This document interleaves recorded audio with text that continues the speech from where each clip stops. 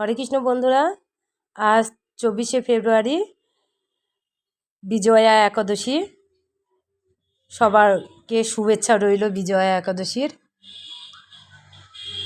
আমি আজ বানাতে যাচ্ছি সাবু ফ্রাই। আপনারা দেখুন আমি কিভাবে সাবু ফ্রাইটি করি। প্রথমে আমি শুকনো খোলায় সাবুটি দিয়ে দিলাম। আমি 1 কাপ সাবু নিয়েছিলাম, 3 ভাগের 1 ভাগ আমি সাবু এর মধ্যে দিয়েছি। 2 ভাগ সাবু আমি প্রথমে ভেজে নিয়েছিলাম। দেখুন 1 ভাগ সাবু দিয়ে এত সুন্দরভাবে ভাজা যাচ্ছে যে আপনাদের বলে বোঝাতে পারবো না। আপনারা একটিবার হলেও সাবু ভাজে নিয়ে চানাচুরের মতন করবেন, খেতে খুব সুস্বাদু হয়। একাদশীর দিনে বাচ্চারা তো খুব পছন্দ করে এটা খায়, প্রত্যেক বাচ্চাই পছন্দ করবে। দেখুন সামান্যটুকু সাবু দিয়েছিলাম, একেবারে খইয়ের মতন ফুটতেছিল। আমার সাবু ভাজাটি হয়ে গেছে। এখন আমি কড়াইটিতে বাদাম ভেজে নিলাম। শুকনো কড়াইয়ে আমি কয়েকটি কিশমিশ ভেজে দিয়ে একটু জল ঝরিয়ে নিলাম। তারপরে এর মধ্যে 1/2 চামচ ঘি দিয়ে দিব। একটু নাড়াচাড়া করে নিয়ে একটি শুকনা ঝাল ছোট ছোট টুকরা করে এতে দিয়ে দিলাম।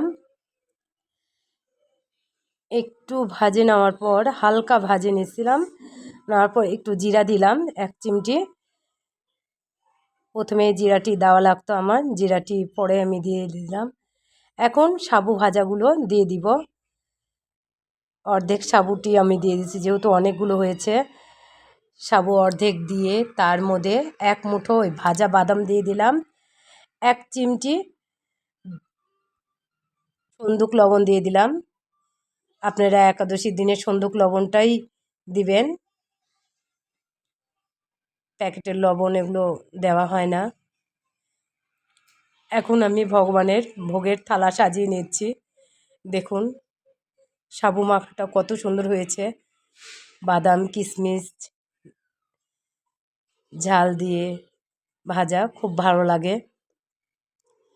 ভগবানের ভোগের থালা সাজিয়ে নিচ্ছি। বাদাম দিয়ে দিলাম, 4টি খেজুর দিয়ে দিলাম।